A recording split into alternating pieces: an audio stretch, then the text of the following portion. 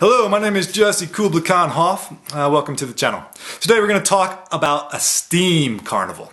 A STEAM carnival stands for science, technology, engineering, and mathematics. The A stands for art, or it could stand for adventure. Check out some of my other videos, by the way. It's a little play on the acronym STEM, which I always thought lacked an art or an adventure component anyways. But all my favorite things in one place, how could I lose? So I had to go. But what really made this event really cool was all the cool experiments I got to interact with and see, which I'm going to tell you guys about. The flambe tank. Oh god, how cool is this thing? Basically, it's a large cage-like structure with a large flamethrower in it, and I will show you pictures of it, of course. But basic principle behind a dunk tank was that a little kid will throw a ball at it, and the person will get dunked. But instead, in the flambe tank, a little kid throws a ball at the target, it hits the target, and a person inside gets engulfed by flames.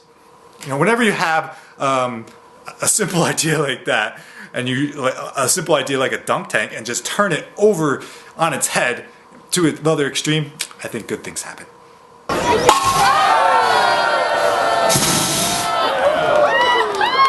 So I'd like to add, yes, I probably would like to build one of these things one day, and I might know the actual person that would be perfect to build one of these, but that's probably another video.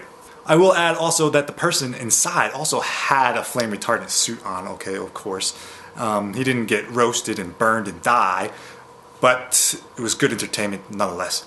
Dr. Megavolt's Tesla coil. Oh, this thing was awesome. Tesla coils are awesome in general, right?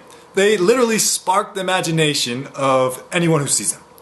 Because really, you don't get to see electricity in its natural form very often. I mean, we see its effects, of course, in light bulbs, but when you see the actual fractal nature of electricity through air, in the form of a lightning bolt, it's a sight to behold. A Tesla coil is an electrical resonant transformer circuit, invented by Nikola Tesla in 1891. It's used to produce high voltage, low current electricity. Basically, you get to play with lightning bolts.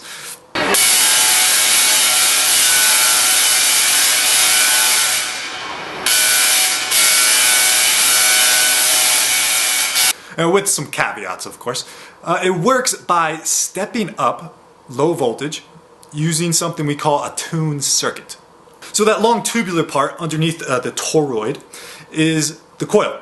And if we are to input voltage at a resonant frequency, that's the key part, at a resonant frequency, we can increase the voltage up and up and up, all the way up to, say, 500,000 volts.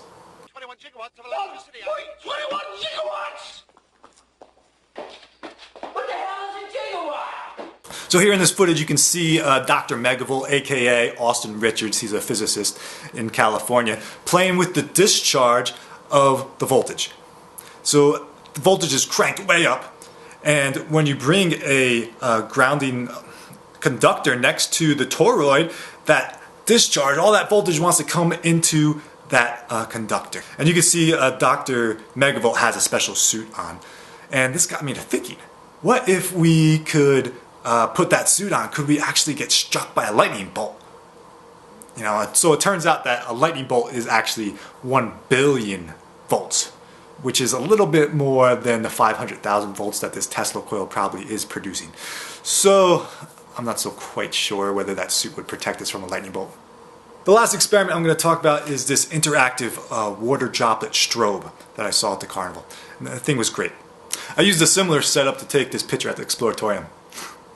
Now the cool thing about strobes is how they can actually freeze time or make things look like they're moving backwards. As you can see in this image, it appears that the water droplet is actually moving up.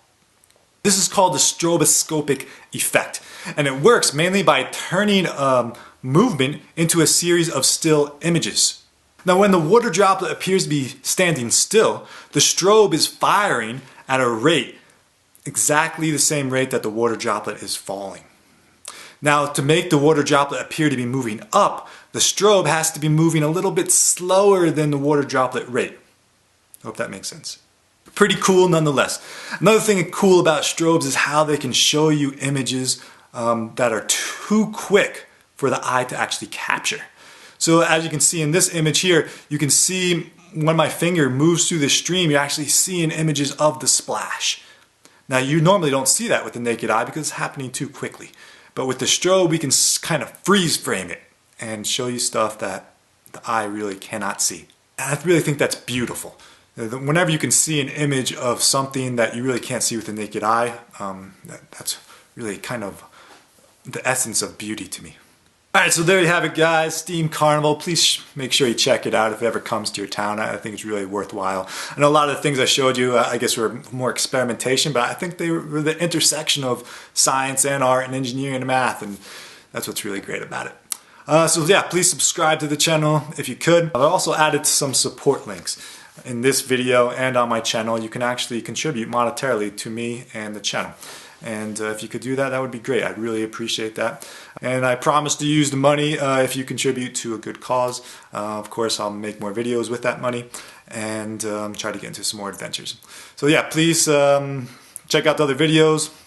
Check them out. Like them, dislike them. Do whatever you want. So thanks for watching.